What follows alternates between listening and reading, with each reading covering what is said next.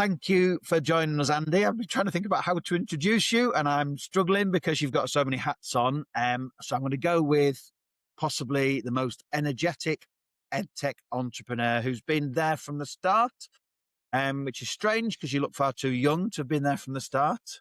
But given, I think I forgot this right, if Angel Solutions was started in 1999, if I got that right, I hope I have. You've been through, or you've seen a lot of changes. So what's the biggest change you've seen in the subsequent 20? Good question, isn't it? We've all been there, and some people obviously in education have been there a lot longer than me. Yeah.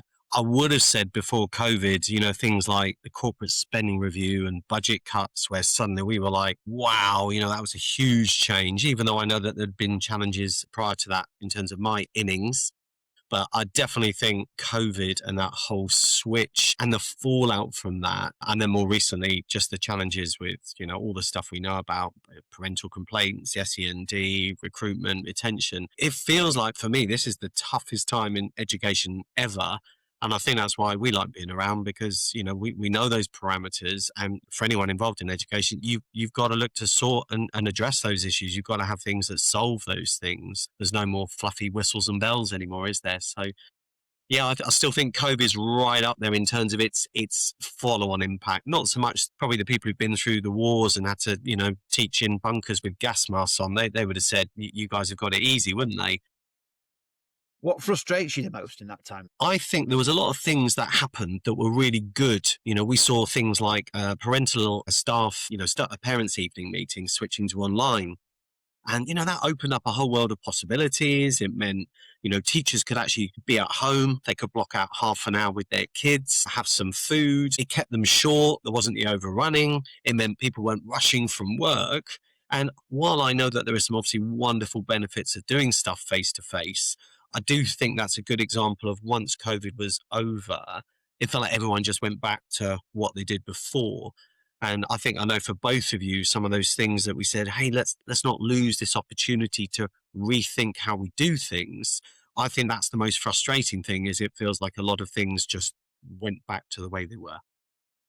Because of fear, because of finances, lack of training, all of which is understandable. But yeah, missed opportunity doesn't quite cover it, I don't think. There's a lot of things we learn over the period, though, where there's, we often think the solution is, well, you can try something, it works, therefore why don't you keep doing it, without recognizing the link to capacity. There's lots of conversations at the moment about the future of education and hybrid learning, and people immediately flip and say, well, we saw what that was like during the pandemic, as if what we saw in the pandemic was actually an effective hybrid learning measure. It wasn't. It was people trying to accommodate at short notice and deliver, a combination of a learning experience, but nothing like what actually hybrid learning is all about, between the fusion of in-person and online and so on. And it feels the same where, you used a really good example there, Andy, and it's like, well, we talk about staff wellbeing and workload and retention. What's the problem with having half of our parents' evenings digital and half in person? And doesn't that also allow some of the parents that never attend because they're in jobs where they don't often have the decision making or the flexibility to dip out early, suddenly finding they can be a bit more prescriptive and join a later thing online when the member staff's already gone home and had dinner? And you find the compromises in these things. But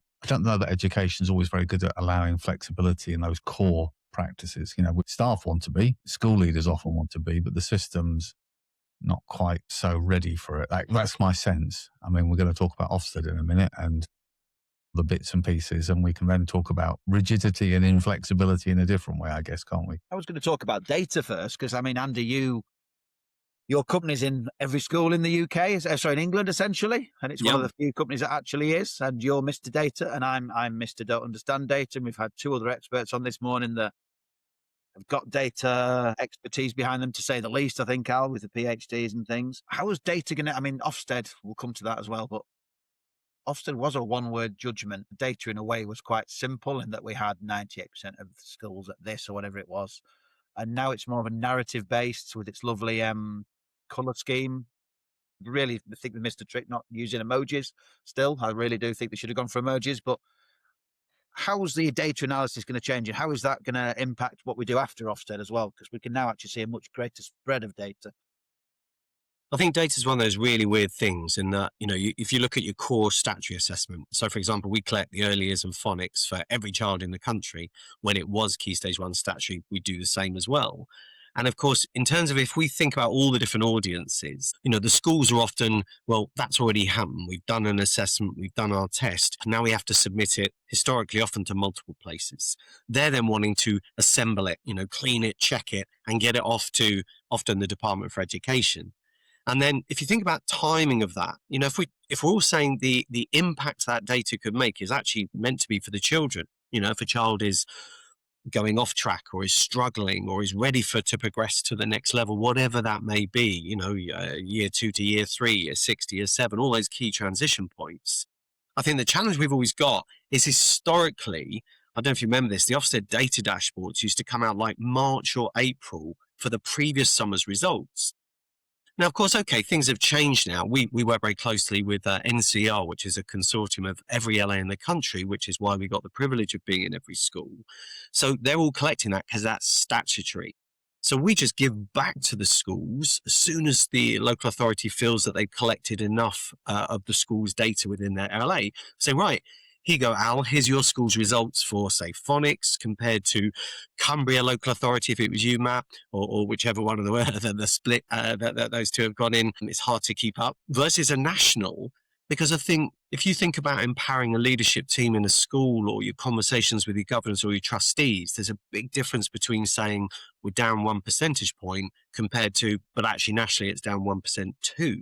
I think sometimes the media, the parents, the IDSR dashboards are all quick to come in and make a judgment on data.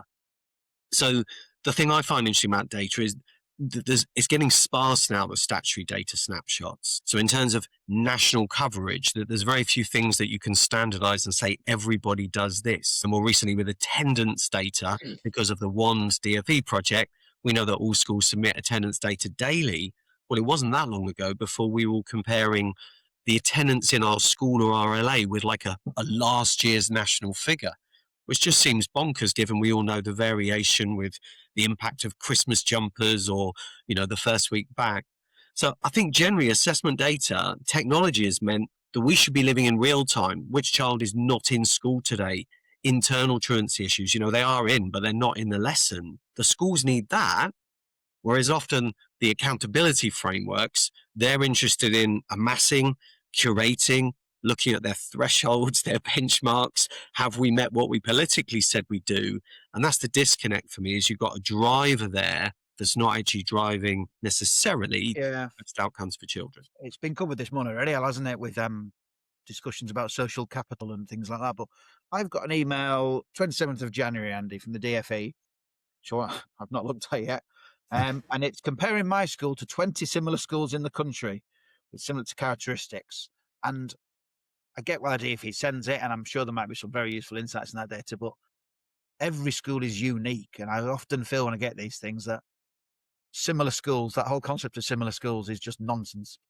Might be similar data, but I mean, not many have alpacas, for example. It's not a very good example in terms of, the actual impact on kids, but who thinks that this is a good use of time and money? And is it a good use of time and money? Because I'm sure it is for some and in some ways, but or is it just me being my usual daft grumpy, whatever Al calls me? I think if you step back a little bit from the specifics of what we're talking about in education, I think any organization, when you're in a silo, it's really good to be able to benchmark. For me, talking to other business leaders, I can go and talk to someone with 10,000 employees, but they can have different challenges or issues compared to me with 50 staff. Right. I've grown organically with no loans, jets or overdrafts. That'd be different for someone who's just got £10 million investment. So I think for me, benchmarking inherently is good, isn't it? Like I said earlier, down 1%, down 5% nationally. Wow, we're actually doing better. I think the issue around is what criteria you choose. And I know they've changed that recently, haven't they? There's the new EDACI 2025 data. There's talks about, it always has been about whether free school meals is the right indicator or not. But if having been in education a long time, both governors in schools, both in a local authority for 2 years, we still got to remember that if you measure anything, and what happens with free school meals is if you're right at the top end of a free school meal boundary and you don't do anything, that's my ring doorbell, come in, you don't do anything about your outcomes, but you just work to get into the next comparison, then that's where we're using similar schools, I guess, incorrectly, because it's actually easier to go, I won't do anything about what I'm doing with my children, but I'll look to get into the next boundary bracket. So I'm compared maybe with a more favorable set of results. And I'm not saying that that's a wrong thing to do, because actually the driving behavior here is those accountability frameworks and the challenges. Yeah. That's the challenge for me, is why are we using that benchmark data? If it was there as a genuine, we're here to help the sector and make decisions about, are you spending too much on staffing or lighting or heating? Absolutely, give me that data. But I think it's used in a way that people feel like that's not fair because these are the situations in my school. Can I just jump in there, Matt? I think there's a distinction here, which is, if I would argue, is where actually some of the real value comes from using the tools that Andy provides, which is a lot of data we capture is government initiated, as Andy's kind of shared, and it can be sometimes a bit thin, but it always ties around certain areas. And often as a user, whether it's at governance, whether it's at school leadership, whether it's at parental level, that data doesn't necessarily resonate as being helpful or directly informative. But when you pull some of the data together and put it in more of a context position, it does give you, maybe I'd argue, a reason to ask different questions. So I know for my roles working on our combined authority and our region that we often get statistical neighbour is Telford and Wrekin. I'm not sure I've ever been to Telford and Wrekin, but it's not geographically close by, but in terms of areas of deprivation, areas of challenge and so on, it allows a little bit of I wonder what they're doing differently kind of conversations at a very high level. When we get into Idaki and waiting 5 years, and depending on which side of the window it gives you a stake, you can feel like you're almost out of date before you start. To me, I'm interested in your perspective, Andy. Is the secret sauce bringing the bits of data to put them into purposeful hoppers that actually makes them useful, as opposed to just having to go fishing for all the statistical national data?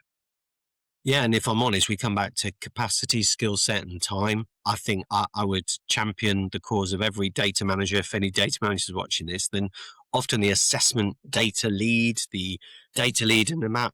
I'm generalizing here. I know there'll be different examples, but they obviously they're not always got a seat at the SLT. They're often being, will the data person go away and match shoe size with potholes with Key Stage 2 outcomes? There often is an SLT, Andy, I should just say. Small schools, Yep.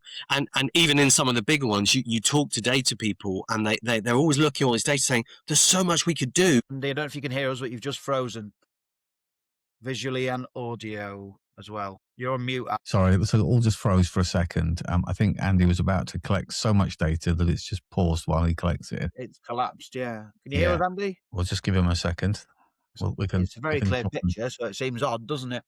Yeah, we can edit this. But I say there's been a few little funnies today on Riverside, so hopefully it's just a little glitch. He's gone. Hopefully he'll drop back in again. Back in. So is it still recording then, isn't it? Yeah. Yeah. We've got the bits around the balance and perspective tools around teacher workload and beyond the rhetoric, which I think would be really interesting to unpick. The workload is the thing, isn't it, with everything? And then I think we probably should just give Andy a chance to talk about their new AI features like Tilda, which is something he's been talking about. Not sure I fully understand it, but that's why it's probably really nice if he could share what they've been doing with AI, where they see it fits with that data. Right, I see that, yeah. I've not actually read the document after all. It's just we've just signed up with Compass, Al, and Compass now produces all my teacher reports, but I'm still minded to write them myself, but I might be copying and pasting a few sections now, I think, and graphics. It's whether you'd feel, comfortable doing that. Would you use AI to write a letter to a parent? I wouldn't feel comfortable. I need to know it. Things, when it comes to understanding analysis, then yeah, maybe. I need to write it to know it. Otherwise, when they ask questions, you think, well, I don't know. I'll just check on LinkedIn to see what's happened. I'm hoping you'll get in. This is something silly like a power cut or something silly like that. Oh, he's back. Hello. You all right? No, I have two Wi-Fis here, Virgin and Sky, and both just totally went. Both of them. Can you believe what redundancy issues we have? Anyway, sorry about that. You were just about to talk about big amounts of data, so I assumed you'd gone to get it. Big box. How do you want to play that in terms of where we got up to, where I froze? Yeah. Let's just revisit in terms of the last bit you were asking. I think Matt. we were talking about the role of assessment leads and the quantity of data, weren't we? Did you get that? Yes. Yeah. I mean, I have the fun of taking the stream and getting rid of all of our little bits in between. So we'll figure it out. Maybe the follow-up question is, data is very powerful, Andy, but I mean, you mentioned time there. Time to do these things and time to use it and time to set the actions that have been identified by the data.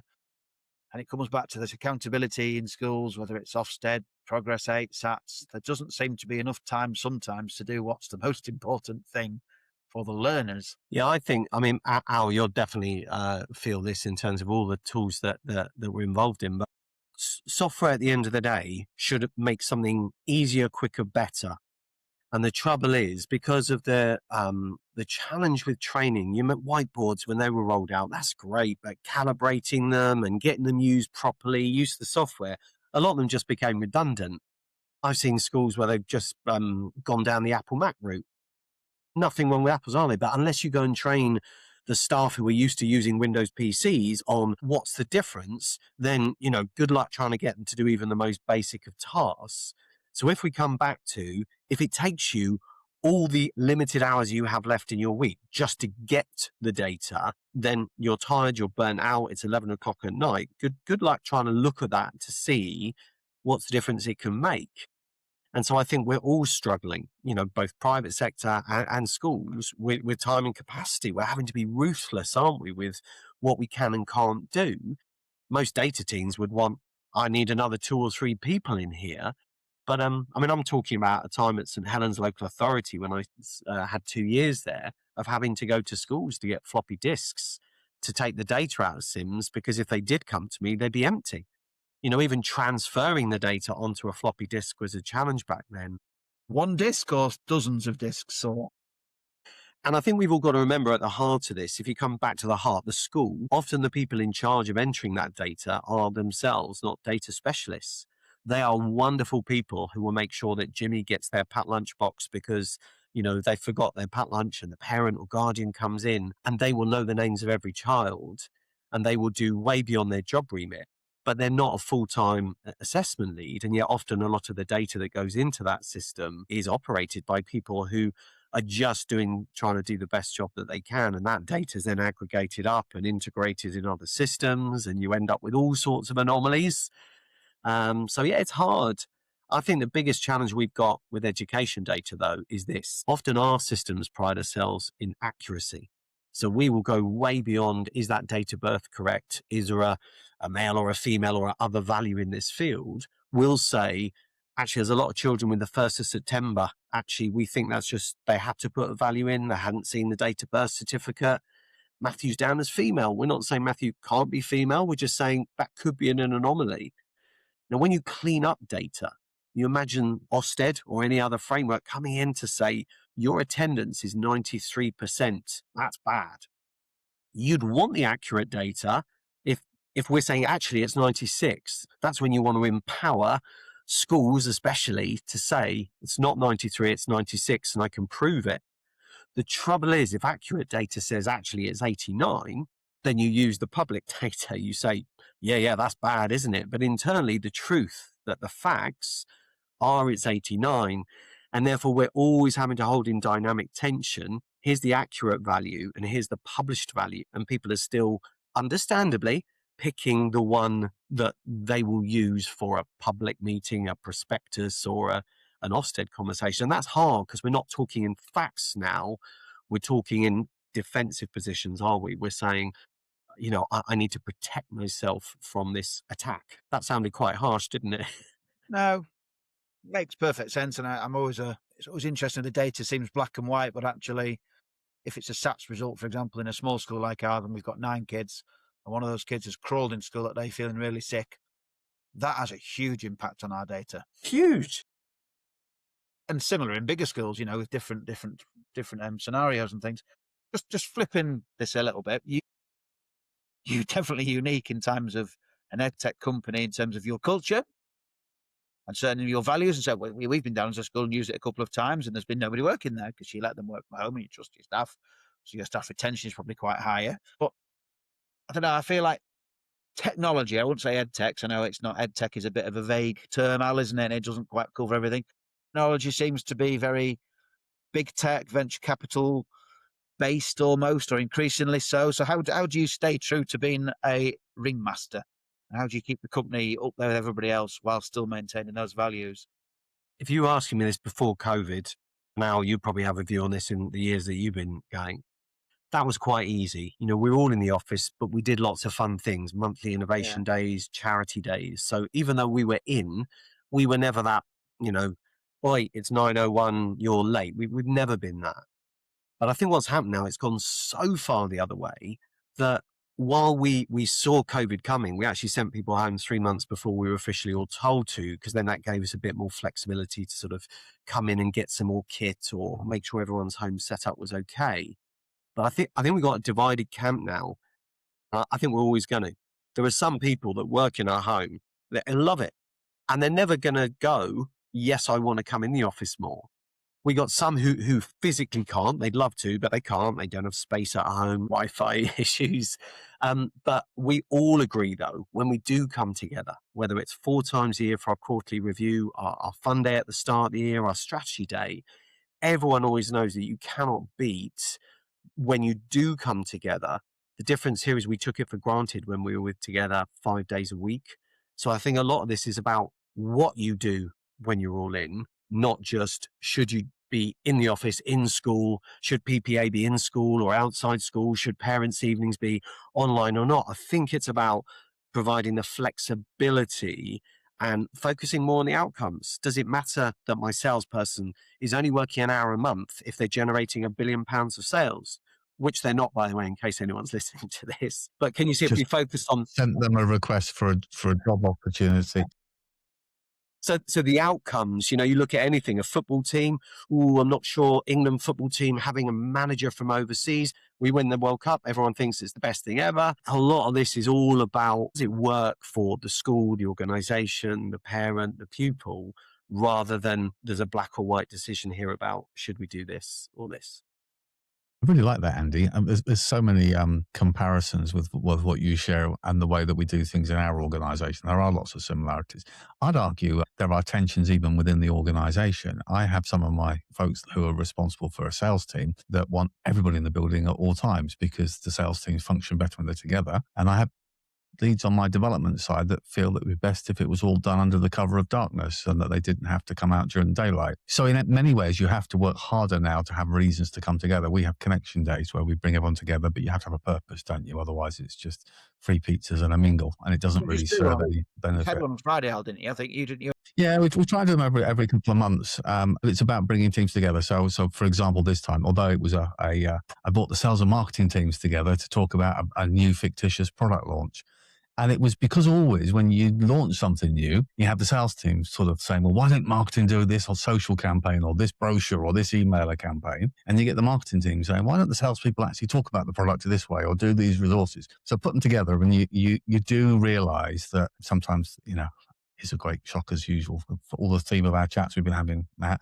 The human factor tends to rise to the top no matter what technology and infrastructure you've got in place. And I think that's just what we share here is, everything's about taking the raw information and how we as people interpret it. And I see that with many of Andy's tools, it's all about the effort and the time goes into making sure that you can actually get the right interpretation and the right kind of reference to information that's grounded from a human-centric point of view in something that's actually useful to me, will let me help inform my decision-making, and I think that's the core of it, where we talk about AI, and I'm quite interested for Andy to share about the AI features that are coming into his solutions, is where it's not replacing human judgment. It's just allowing you to operate quicker and then prepare the information in the way that's better. But that's not a very good example of what's new in your tilde and bits. But so Andy, perhaps you can share what's kind of how you see that fusion of AI and humanity in decision-making and process. I think if anything was going to change the workload issue, for Matt, you sitting there firmly in the schools camp and knowing the pressures all the way down to a small school where the head teacher is also teaching 60% of the time. Each child is worth, 10%. All the factors you have, all the way up to the big schools with genuine other real challenges. And the two are not at each other's heads. It's very hard to solve some of these challenges nationally. AI Yeah. for me has been probably the one thing that I've seen out of everything that's come along that gives us a fighting chance to get some of that back. Policies, letters, checking things. It's a massive, massive opportunity here to really do something. And I think most people would say we're firmly in that journey. We're still at the infancy. We'll probably sit here if we did a podcast in a year and laugh at some of the tools we're using now. Imagery, the creation of imagery. I mean, that's been fantastic, hasn't it? I mean, you both use that a lot. Just the fact that everyone treats it every day now, the old days of looking for something on Google Images. I think the division I'm seeing here is DfE, local authority, understandably, have always been that statutory, accountability, policy driven. I don't want to say red tape bureaucracy with a negative vibe, but you don't tend to see the stories that you do about what's happened with financial irregularity over here. It just wouldn't happen in LA world typically because there's just too many safeguards. They're very slow moving tankers. Now, I'm genuinely, for anyone listening to this, we sit in both worlds. We work with every LA. So I'm not here to say I've worked in an LA and I understand those factors. So AI that's a very risk averse thing that would typically be in that Bell adoption curve. Let's wait to see. Let's wait until the DfE have given approval. Let's wait to see what is acceptable, but let's make sure we've got, every policy under the sun of what you can or can't do. In contrast to that, what we've seen with the academization and maths is a lot more freedom because of the infrastructure, the data, let's get together for a hackathon. Let's use tools like Microsoft Fabric and, you got your Matt Woodruffs of this world with all the stuff that they're doing. And it feels like there's a real, wow, let's innovate. And they are two very, very different camps. You also see the freedom for parents to send in parental letters of complaint. And we see that we're part of Head Teacher Chat. We see tens of thousands of leaders in there all saying just the number of incoming complaints that you can see are all written by ChatGPT, the long dashes. And they're allowed to. The notion of data controller and data processor, and it's just their child. They can say whatever they like with an open sourced type tool like ChatGPT. Yet the restrictions on a school being able to respond that with what you can upload. And obviously there are tendencies. There are things like, Copilot within the Microsoft framework or Google Gemini between Google Workspace, where you're going to get some security and safety those things are not being trained on. But actually, for a lot of people, if you've just downloaded ChatGPT or Gemini on your phone, it will be so easy to respond to stuff like that. And I think what we haven't seen yet with AI is, I hope it doesn't, but it is going to, something will happen. There'll be a data breach or something that will reinforce the position of people saying, you see, that's why it's a bad thing. And I think the camp over here need to be very careful with look at all the things we can do without necessarily bringing some of that local authority accountability in. I think there's still a lot of things that I wouldn't be surprised if they did happen because it's just too easy to do it, isn't it? So I hope there isn't that one major thing that puts a lot of blockers on everyone being able to use it. That was my biggest fear, I guess, with AI. Tell us about Tilda, Andy, because it's one of my questions was about workload for head teachers and teachers, and you've created Tilda, and it seems to be something. I mean, I'm looking at head teachers' reports here that I do regularly, and having that facility to drag the data into it in a useful form that I can understand would save me a bit of work. So tell us a bit about that. Sounds like one of the islands you visit up in Scotland somewhere, Matt. Oh, okay, up close then. So here's my take. Obviously, AI comes along, brilliant. Tools like ChatGPT, and it's been through so many iterations.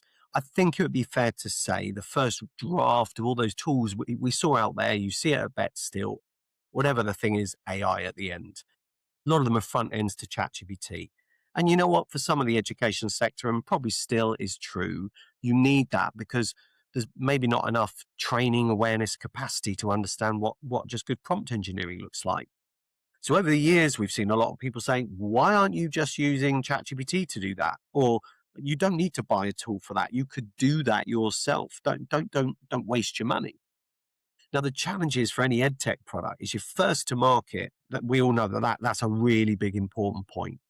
Okay, your Sims losing ground to your Arbors, your Bromcoms, that was ripe for disruption. It was a big monolithic beast. Next gen had been coming for ages, no disrespect to anyone, but along comes some disruptors. So where Tilda came in was that whatever AI tool you're using, it tends to still generate the content you need. That was the thing that everyone was struggling with. If the three of us are busy leaders in a school, try writing performance management targets, success criteria, strategy and actions for every member of staff. So historically, tools like ours have said, we'll give you a tool that when you do think of that stuff, we'll let you track it, monitor it, put it into a plan, share it with governors, make sure everyone's responsible for it, make it look good, get it ready for Ofsted, attach interim reviews and evidence to it. We had a brilliant tool, but the thing that everyone was struggling with, whether it's here's a tool that helps you write your CEF, it's like giving you to Microsoft Word and say, go write me a novel. And you're going, I don't know how to write a novel. So I think what we've had is we've had brilliant tools in the EdTech sector. And then along came AI with some front ends to it that did the bit that everyone was struggling with the workload capacity. They were saying, I don't know what to write in my CEF. You know, Andy, we love your tool about there's a box for leadership and management and some bite-sized questions that help you work out what the grade is. And I can upload me evidence, but what do I say in there? Or has what I've said, is that any good? If Ofsted came along, you know, what would they think? So what we've done is when you're not first to market, what you can do is see how is the sector using it.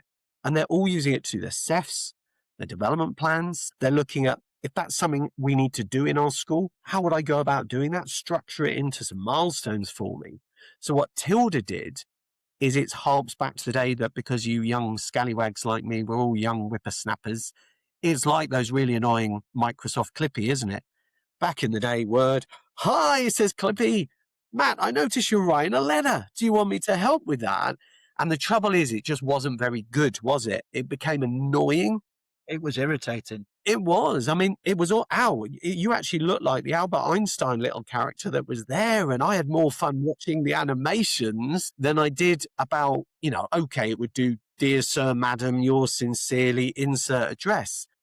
I think if we could go back to that era where if you got your Word document trying to do a CEF, which is what still a lot of schools do that in, is if we'd have had that Microsoft Clippy, but it actually could take and understand and know your school and personalize it. And that's what Tilda's doing. It's joining the two together now. It's saying, here's a framework that lets you track and monitor and stay on top of stuff. And Tilda will either craft content for you or take what you've done and refine it and give you a better version of it, rather than it sitting there in an output that you then got to paste into Word or Excel. Just working alongside professional judgment sort of thing, as opposed to, you know, just creating something that, which is what the big worry about AI is, that kids and people will just use it and not look at it. Correct. It's what created this sort of stuff out there. Even as a trustee of a number of charities, you know, when I look at policies, I'll always use AI to go through and find errors, mistakes, cross-references, out-of-date references. But I'll never just go 30 seconds later, there you go, there's the changes. You've still got to work through those and go, nah, that's not right for us as a charity. Is that what you were going to say, Al? Well, I think, you know, you guys going to nail it there. I think those who are refining and understanding the place for AI tools on the whole is that they're helper apps, they're not replacer apps, you know. And I think if you look at ways that it can help save you time and it can bring the key bits together, I mean, the skill still comes in making sure you're bringing the right bits together, then we're always going to advocate human in the loop. But human in the loop where you haven't got to sift through an awful lot of different places and go find bits to cut out is always going to be a saving. And it's almost like we just need to get past this idea that when somebody says we use AI, that we immediately think it's either a robot that's going to run wild or it's just simply a chat GPT prompt, and say there's a whole different ways of looking at AI. And in some cases, it's about taking all the questions that you would consider in a room for the last 3 hours and then remembering all those and applying it every time it needs to look at something for you. You know, and that's, you know, we talked with Nick Ponsford about having that kind of, you know, social capital and cultural capital, all these different capitals. And it's like, is it not okay to say, surely, that some of our technology can have all the right capital in terms of the right questions and the right insights it needs to look for to support you in all of your judgments? You know, 10 years ago, we'd have said it's got a fixed set of rules, fill in all the boxes, and it will calculate an answer at the bottom like an Excel spreadsheet. And we'd say, well, that seems perfectly reasonable. No one would say, oh, yeah, but who checked the adding up? It's the same thing I think applies is we're not trying to replace humanity here. And I think, and Andy's key, like many EdTech companies, is people often start with what we do and how do we do it and forget to mention the why. Whereas Andy's explain things in the why. Why are we actually providing this tool? Does it have a purpose, and what we're trying to mitigate as an issue? And I guess it's time again, isn't it, Andy? The biggest one of all is how do we unlock time for leadership and staff to do the really important stuff? One biggest thing that we've done, and I don't mind sharing this, knowing that any competition out there, you're welcome to embed this. Nobody listening, it's all right. Is there's a lot of AI tools out there that you put something in and it gives you a response. Now, the three of us all know that you can ask a tool like AI, when you give your response, can you explain why you said what you did? I think there's too many tools out there that go, there you go, there's a lesson plan. There you go, there's your performance management targets. Whereas with Tilda, not only does it come up with something, it says, what's the rationale behind that? Because I think what the sector definitely wants is where you are curious about tools like AI and you struggle with something you've maybe never done before as a new head. The help is at 10 o'clock at night when you're doing this, don't just give me what I need, copy paste. Why did you say that? Why did you change what I wrote so that there's some learning in there as well? And I think if AI tools can remember that it's not just about the response, but it's helping to explain why did I say that? That's a big part for what Tilda does. It's a different example, Andy, on the context, but I heard a great one from a session that Victoria Headland, often referred to as the bias girl, was sharing, which is when you finish an output and you've iterated something, is asked the question, what steps did you take to mitigate bias within your output? Brilliant question. And actually challenging back in terms of what you're showing. And it's the same concept in a different way as you saying about having a tool that's intelligent enough to challenge, to make sure process we know is one where it requires that, because it's not foolproof. And if you've been on listening 45 minutes ago, an hour ago, when we were recording a session with Caroline Keep, we'd have got down to the point of the individual tokenization of words and down to characters, and how it's not got the answers, it's just using its very best predictions based on a very large data set. So, human in the loop comes full circle. Matt, as always, with our 30-minute target, we're at 40 minutes. We need to wrap things up. You normally like to do Andy, if you've got power of God for the day or a magic wand, have you got two magic wands? Two. I've got two. I'm just trying to look at Perspective Premium online as well. Two magic wands. One magic wand is, what's the biggest thing you would change in terms of education or ringmaster's baton, stick? And the second one is, if you were doing a new theme for your offices nowadays, what would you go with? Okay, the first one, I actually think I want everybody to assume that everybody's being given the staff wages that they want and need to do what they need to do in school, which we know isn't going to happen. But living in that world, almost like I've asked some of our team sometimes, what would you do if you had 20 grand to spend versus 100 grand to spend versus $1 million? Because those are three very different questions.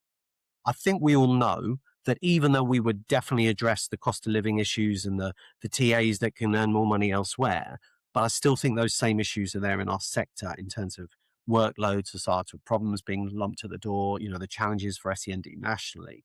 So if we took away budget, I think the same question should be asked. What would we as a sector, and I'm saying we because I feel part of it, having been part of it, governors, trustees, local authority, wife as a teacher, what would we do if the focus just wasn't on making sure that we could pay our staff? Let's wave the magic wands. I think that focus too often in the last 10 years is either combative, unions, EFE, Ofsted framework changes, and we can all sit here, I don't want to say moaning or whinging, but we know what all the issues are. We know why they're doing that. Why have they changed that? We know there's a fallout from what happened with Ruth Perry, and we're expecting to see that in the Ofsted framework. But what my magic one would be is the sector would start thinking of how do we solve some of those? Because sometimes some of the solutions we have, we know if you go up the chain, those things are not going to happen. It doesn't mean that we aren't right to say, well, they should fund that. But if we're going falling number on roll, budgets nationally, huge deficits, it's not going to be solved by a change of government political party. So I'm a big fan of, for everyone listening, okay, but what can we do? We can spend lots of time and energy saying about all the problems and all the challenges. And it's not to diminish the importance of those, but I think for leaders' sanity, we need to find those things that plot paths through no matter how difficult our situations is, or else we're going to lose a lot of leaders. We already are, and we're not going to see new leaders coming in. And I'm scared of what that scenario looks like where, schools are just, sorry, we've just got no leadership team, or, we've only got 50% teachers. That's a genuinely real and scary proposition. Not far off, Andy, are we really? Realistically, retention, recruitment, leadership, it's... So it feels like all those 10p's on those machines, and it just takes one more 10p, and you hope they don't go down the side slots and that you get the win. So my magic one would be that for people within, just stop for half an hour in the day, repurpose that staff meeting. Just say, come on, guys, how do we use this not to talk about all the rules or things that are in an email? Let's use this. Pair up. How can we solve some of the immediate challenges so that we find some solutions in the midst of what, to me, is a huge amount of challenge? Theme-wise for the office is very hard when you've got a circus. But in the last 5-6 years, you bring in a bit of a space theme in a room, a Narnia theme in a room. So it feels like we enjoy a bit of rotation with some of the sub-themes here. I like that. Anfield theme in there, Andy. Come on. The Anfield, yeah. Well, we've got the Cop already as our grandstand seating. Yeah. So there you go. And can I just throw into the mix also, thank you for just being a nice bloke, Andy. You're somebody that's out there, you're supportive, you're kind, you always check in on folks. And much as there are lots of good folks, there's not many that take the time to actually live and be part of the community and make an effort. So thank you for that as well. Well, back you both. Yeah, who hosts schools for like away days? Children, I mean, in an office, it's unique. Yeah, your year 6 is coming down for a Saturday. That was fun, wasn't it? Having a council meeting. They were so awesome. They were so well behaved. They cleared up after themselves. I was like, very good. If only all children could think and act like the Crossway Primary School year 6s. Oh, thank you very much. I'll tell him you said that. They are a very, very special group of kids and staff there. And alpacas. I've once famously called them llamas, and Matt was not happy. There's no tolerance. Everyone does, honestly. Yeah. It's like I've turned up in an Everton shirt. He was very dismissive very quickly. You wouldn't be let in. Well, Matt, you'll be pleased as we finish this. I've just put in our bedroom finally after 16 years, the carpet going threadbare. The colour of the carpet was alpaca, and I thought immediately of you as our carpet went down. So there you go. I thought you were going to say bright red for Liverpool. I thought that'd be a lot. Yeah. Okay. Right. Thank you very much, Andy. Thank you as always. A pleasure to see you, my friend. Look after yourself. Thank you very much. And we'll say take care to folks as well for this latest episode.